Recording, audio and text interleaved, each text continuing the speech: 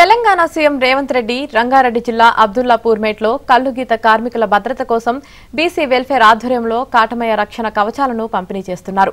ఇప్పుడు ఆ లైవ్ చూద్దాం. అద్భుతమైన ప్రచారం చేయడంలో నైపుణ్యం ఉన్న మా గౌడన్నల సామాజిక వర్గం నుంచే క్యాంపెయిన్ కమిటీ చైర్మన్ గా మధుయాస్కి గౌడ్ గారిని కాంగ్రెస్ పార్టీ నియమించింది. ఎందుకంటే ప్రజలతో సత్సంబంధాలు ఉండి మనసులో మాట బయట పడేది ఈదుల్లోనే అని నేను బలంగా నమ్ముతా. ఏది లోపల ఉన్నా మొదటి ముంత కాకపోయినా రెండో ముంతకు వచ్చే వరకల్లా దాపరికం లేకుండా మా గౌడన్నల ముందు బయటపడేది ఇక్కడనే.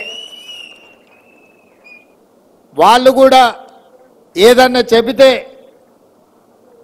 సమాజం అంతా ఎక్కువ నమ్ముతుంది.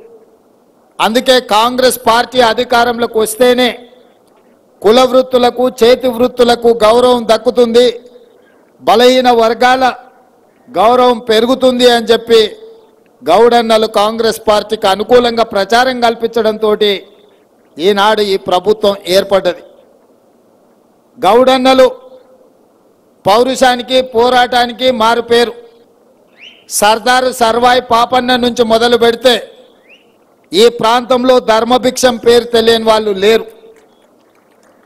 బాలాగౌడ్ నుంచి మొదలు పెడితే మహబూబ్ నగర్ జిల్లాలో ఉన్న మోహన్ గౌడ్ వరకు కాంగ్రెస్ పార్టీకి అండగా నిలబడ్డ నాయకులు. అదే కాదు, ఈరోజు ఈ రంగారెడ్డి జిల్లాలో అంతర్జాతీయ ఎయిర్పోర్ట్ వచ్చిన, ఔటర్ రింగ్ రోడ్డు ఏర్పాటైన, ఐటీ పరిశ్రమలు ఇతర పరిశ్రమలు రావడానికి కారణమైన ప్రాణహిత చేవెళ్ల ప్రాజెక్టుకు పునాదులు పడ్డ పెద్దలు దేవేందర్ గౌడ్ గారిని కూడా మనం గుర్తు చేసుకోవాల్సిన అవసరం ఉన్నది. ఆనాడు ప్రాణహిత ప్రాంతం నుంచి చేవెళ్ల వరకు వారు పాదయాత్ర చేసి ఈ ప్రాంతానికి నీళ్లు రావాలి అని అంటే ఎత్తిపోతల పథకం చేపట్టాలి అని, అదేవిధంగా ఈ ప్రాంతంలో పేదలకు